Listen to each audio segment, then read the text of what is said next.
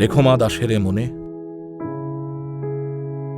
গতকাল শ্রুতিলেখক ডক্টর অবকাশ রঞ্জন করের কাছ থেকে একটি চিঠি পান, একটু আলাদা চিঠি, সম্ভবত শেষ চিঠি, বাঁশবেড়িয়া ডাকঘরের ছাপমারা। চিঠিটি অবিকল প্রকাশিত হল।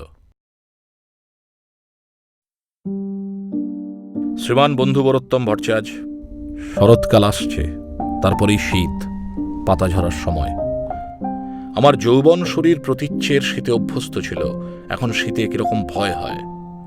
আরও একটা কথা হলো, আমার নিজেকে যেন শীতের গাছের মতো মনে হয়, আর আরও তীব্রভাবে মনে হয় শারীরিক যৌবনের কথা।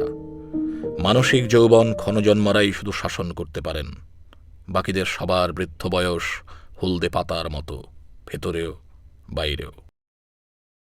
এসব ভেবে এবার নোঙর তুলতে হচ্ছে। হে বৃদ্ধ কাণ্ডারি, সময় হল। নিভৃত স্বতন্ত্র আর নিঃসঙ্গ বিদায়ের যে সিদ্ধান্ত আমি নিয়েছি, তাতে আমার মনে মুক্তির একটি নিবিড় আনন্দ হলেও তোমার মতো বন্ধুদের কষ্ট হবে তা আমি জানি। এই চরাচরের সব সম্পর্কের মধ্যে বন্ধুত্বের মতো মহৎ আর স্বার্থগন্ধশূন্য সম্পর্ক আর নেই। মহাপ্রস্থানের যুধিষ্ঠিরের সঙ্গে একটি বান্ধবতুল্য কুকুর, আর হ্যামলেটের শেষ বাণীর ধারক বাহক বন্ধু হোরেশীয়, যার মুখে আমরা শেষ সান্ত্বনাটি পাই। প্রাশিয়ান নিৎসের মতো কড়াপাকের দার্শনিক তার সুপারম্যানকে সাধারণ সব আইন ও নৈতিকতার উপরে রেখেছেন, কিন্তু সেই অতিমানবের একমাত্র নিষেধ, not to betray a friend. আমার জীবনের যারা গুরুস্থানীয় তারা সকলেই মৃত। আমার মতো বয়স্ক লোকের এটি হতে বাধ্য।